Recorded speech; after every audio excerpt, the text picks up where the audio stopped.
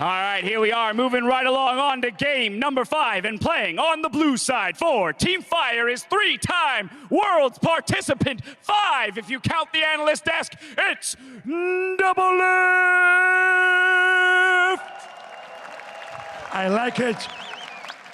En la otra esquina, representando a un jugador de China, un jugador con complejo de Godby, We1less. Very nice, very nice. Que comience la batalla! Back to the caster desk, Crapo, another 1v1. I think actually it's been going pretty fast so far. There've been so many games here ending way before the 100 CS mark. This one is actually the one I look forward to the most. Yeah. Because it is DoubleLift. Tell me why. Made it to the final last time. Lost to Bjergsen in some mirror matches, so it was very difficult, especially the Z versus He got Z. baited into a Z match and a Velcro. Definitely did. It tells us a lot about DoubleLift. Great He takes mechanics, the challenge. not the best decision making. Or maybe the decision making was a little bit off, but We1less is obviously a guy a lot of people will remember as Godby from Worlds last year, from LGD, where he had such a poor tournament. Like Varus arrows, they went the wrong way, and everything just went wrong for him. This year in the LPL, he's had fantastic periods of time, of play, and Less fantastic. really terrible ones, to be honest. Most of Summer Split, though, he was actually very good, especially towards the end of it. So I really want to see what he can do, because mechanically he is such a gifted player, but so is DoubleLift. And DoubleLift, honestly, was fantastic last year in the 1v1s. So much as we like to joke about him because he can take them, he is extremely proficient, especially in trades on AD carries. He really understands when is the right time to go for a minion, and when is the right time to go for a trade. And we get to see some of the AD carries being removed, obviously, because you are playing as a mid laner versus an AD carry. Syndra has to be taken away. Something like LeBlanc is something that We1less can play, but he also has a pocket pick. He played a lot of Corgi mid lane in the LPL, and I think Corgi is just fine in the 1v1 map if you don't feel too comfortable playing like one of the available AD carries. The problem with Corgi is, I would say maybe mana. But Mana if is you an issue. optimize your poke again on minions and champions at the same time, you can whittle down the sustain game. One final ban remaining here. I like that we're getting rid of, hopefully we get a cannon ban so we can still see things spiced up. Yeah, some new things all the time. I think there's been a lot of diversity so far, which has been very interesting to watch. Things like Top Kench is still available. Not expecting any of these two guys to play it. You're even better. That one was probably not needed versus DoubleLift. Wrong guy in the bot lane, I feel, with that ban. They might be setting up for the LeBlanc pick that he wants to go for, though. If you play versus Draven, the dash cancel is embedded in that kit. Obviously, other AD carries can't do that. Because if you screw a LeBlanc out of her W advancement, obviously, you're going to have a hard time. Would be great to finally see LeBlanc here. She's a pick that's obviously banned quite often after the rework. She's definitely the strongest assassin right now, but too strong here and there as well. And it is a champion that We1less has played so many times in the past. Always been a great assassin player. He's also very known for his Diana, but it's such a risky pick in this 1v1 mode because you have to just all in basically, and he might not want to risk it in the first game he's playing. Yeah, also a melee matchup that is very mana gated is going to be hard to play. Oh. New Twitch could be very interesting for 1v1s.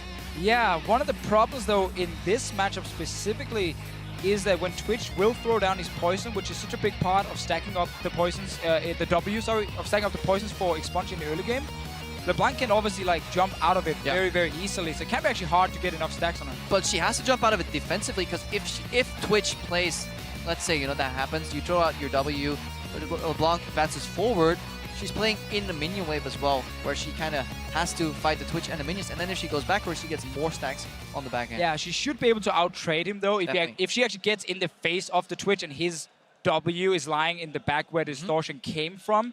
That should be fine for We1less here. It's definitely like the burst mage versus the AD carry who wants like longer trades, fully stack up the poison.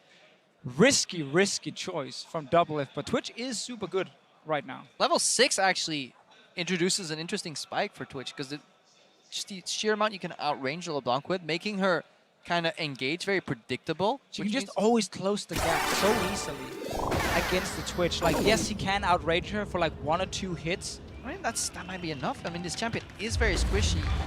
Exhaust is king on the Howling Abyss. Yeah. Obviously, Ignite comes out. There's DoubleLift not going for heal, obviously, because that gets countered by Ignite a lot on these matches. Remember, these guys usually have actual blind pick. That's why we very rarely see a heal. DoubleLift makes it into the bush first. It gets That's really good. a few hits up, but again, We1less can Yeah, recall. he can base, but having control of second brush is important. And Twitch poisons. the poison actually making it harder for We1less to recall. So by the time he's back in base now, minions should be ready to spawn and might cost him just a little bit in the end, because there's the minions. It at doesn't matter that 45. he's in time for experience. It matters that he loses right to first engagement on a wave, which means DoubleLift will have the push going, and that is very needed for Twitch. Yeah. If you push in an 80 carry like Twitch, he's going to suffer. And one of the big things, especially when one guy is slightly behind on how fast they make it to the middle, is if you can make it into the second brush, like the enemy's brush, it's so easy for you to like weave in and get like again that green fire gives extra auto attack on them, making it much harder for them. Chain first from We1less does deal a lot of damage if you get the second proc. It works if you're behind, because you know this 80 carry is going to kind of start walk up on you, like right there. But DoubleLift still had to push. Notice how he did. Once he's 1 minion ahead, he knows he can actually go for little trades in between as well. That's strong from DoubleLift. Yeah, what DoubleLift also can do in this matchup, now that it's against an AP champion, is go Hexstring, Of course. which is so huge with Hexstringer, Barrier, Exhaust. Like, there's so many defensive tools against like a lot of burst from another champion, making it much easier for him to win trades. But that's obviously in 1300, 1400 gold. Yeah, we're also about to witness the main weakness of a LeBlanc pick is CSing on a turret.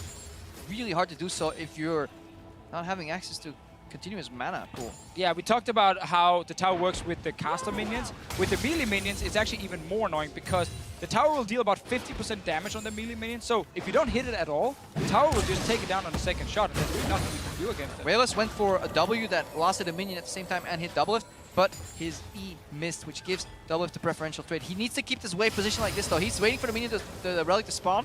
He gets it. These guys obviously have practiced a metric ton of games, so they know exactly when this relic comes out. Yeah, LeBlanc will keep missing CS on the tower 100%. And also allowing DoubleLift to throw the poison down exactly where he did it here. So We1less has to decide between standing in the poison and getting the last hit. But DoubleLift just took a All power in. shot there. That's the problem. This poison will continuously give you tower aggro the second you step forward, because DoubleLift was setting up to punish We1less when he went for a CS, but the tower triggered a lot earlier than he expected. And this was huge because DoubleLift instantly used Exhaust. We1less kept his. He went for like a bait all in, where he goes for the summoner spell, jumps instantly back, and now, because he has Distortion, he can close the gap again with Exhaust. He can go for a fake base into Q, Oh, he tried to because the chain is down. If he use the finds- sweeper. There we go. Damn, I got so into that. Don't yell that loud, man. Ah! We can hear. They're like really close. Got the spot. That's why you go with sweeper. You actually can't go any ward trinkets anyway, because they wouldn't make any sense on this map here. And We1less again, he wants to jump in with Distortion, Exhaust onto DoubleLift, and try and all in him in that potential trade, but there is still barrier for the Twitch. Well, this is That going to be was- a big punish. that was- Second, the W misses here. The momentum shifts to DoubleLift. The lane is neutral right here. DoubleLift has access to the creeps earlier. Look, yeah, he's just going to use that W for wave clear. DoubleLift taking control again on the matchup. Definitely, but We1less constantly moving forward. It seems like just wants a bit of poke damage. Now DoubleLift will have to be so careful because We1less can actually engage and take him down. I like how We1less is just playing like the poke game. It looks like he's all-inning every time, but he instantly jumps back. Yeah, DoubleLift sitting on 1,200 gold, going to base here. Bought a Thorn's Blade, and then we're like, whoops, wrong item, sold it again. And of course, it's going towards Hexstringer. We1less might have to just push this out and go back because he doesn't want to be this many items down. But once level 6 first, most likely. Reset the wave as well, but look at how annoying it is for LeBlanc. She never wants to use spells on the mini waves. Yeah, and she's actually too far away from level 6 to get it before DoubleLift is back in this lane here. So he's not really losing out on anything, and he is going to get quite an advantage on CS. Yeah, it could actually just freeze here too, to deny a couple of creeps. But again, this is not in the matchup where it goes to 100 CS. If this was a 100 CS matchup, a freeze would deny about 4 creeps by the time We1less is back. But it would put you on the risk of then having to CS on a tower. You would only freeze if you have an AoE champion that then can then immediately clear out the wave. And now if you guys look at the items, you see DoubleLift had to spend all his gold on actual items and no sustain in here other than what he gets from the Dorn's Blades here. Where We1less actually managed to get some sustain with the potion, and that can be very important when he's jumping in and poking and then jumping back and trying to out-sustain a little bit. We are looking at a minor experience advantage for DoubleLift, though. This may just end once he hits level 6, he is super close right now. You guys can't see it through the camera. He's obviously blocking it. I really like that trade from We1less there. He jumps in with the W, so he applies his Signal of Malice, the passive now. Oh, we'll actually see if they're going all in. 3 chains. He can go for it. Just go for it, man. One more hit. Almost too easy in the end. As soon as he got level 6, Yeah. jumps in. We hype it up. Minion wave positioning, Hex Drinker timings. Didn't matter at all. The level 6 from Twitch Oh, he knows. is a great tool in team fights. In the 1v1, it did make a big difference. It's a great tool in 1v1s if you actually outrange somebody. If you like mindlessly walk up to a brush. Of course, if you pick a champion that can't like gap close and there's no snowball or ghost or anything, yes. And he walked up to a brush. He canceled like 2 auto attacks. He would have probably lost that trade no matter what. We1less was on like 60% HP when the trade actually ended. So disappointing. Like we build all these stories about like look how smart these players are, and then at the very end it's just like walk up to a level 6 LeBlanc guy.